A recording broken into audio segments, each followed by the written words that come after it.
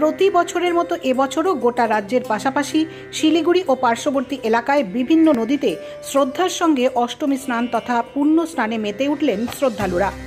পাশাপাশি এদিন আমবাড়ির গঙ্গা সংঘ ক্লাবের পরিচালনায় প্রতি বছরের মতো এবছরও অষ্টমী স্নানের আয়োজন করা হয়। এই অষ্টমী স্নান উপলক্ষে আমবাড়ির করতোয়া নদী ঘাটে 7 দিনব্যাপী মেলা বসে, কিন্তু এবছর লোকসভা নির্বাচনের জন্য শুধু অষ্টমী স্নানের আয়োজন করা হয়। মঙ্গলবার সকাল থেকেই আমবাড়ি, রাজগঞ্জ সহ পার্শ্ববর্তী বিভিন্ন এলাকা থেকে সকাল থেকেই পুণ্যার্থীরা অষ্টমী স্নানে আসেন। জানা গিয়েছে, প্রতি বছর ঐতিহ্যবাহী অষ্টমী স্নান ও মেলায় প্রায় লক্ষ মানুষের সমাগম হয়। ভক্তরা করতোয়া নদীতে অষ্টমী স্নানের পাশাপাশি গঙ্গা পুজো দেন। এবছর নির্বাচনের জন্য মেলা বাতিল করা হয়েছে। এই স্নান উপলক্ষে প্রশাসনিক দিক থেকে সব রকমের সুরক্ষা ব্যবস্থা রাখা হয়েছে।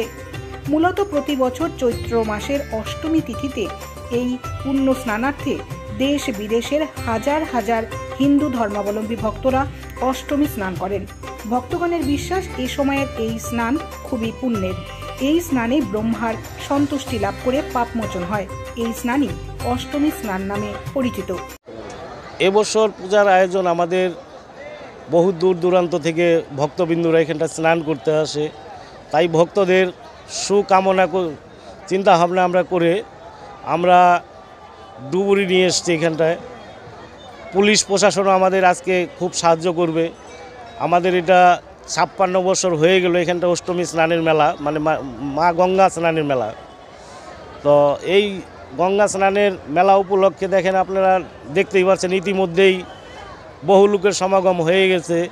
যত বেলা গড়াবে তত লোক হবে।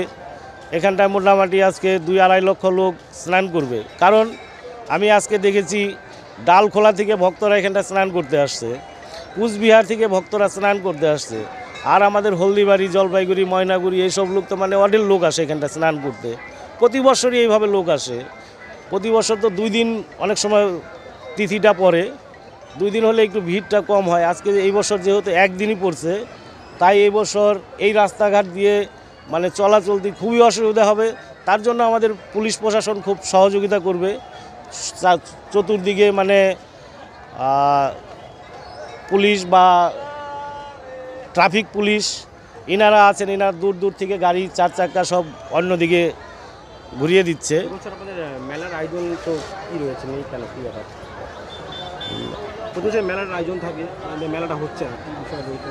আচ্ছা, মেলাটা আমাদের দেখেন এবছর ইলেকশন আছে।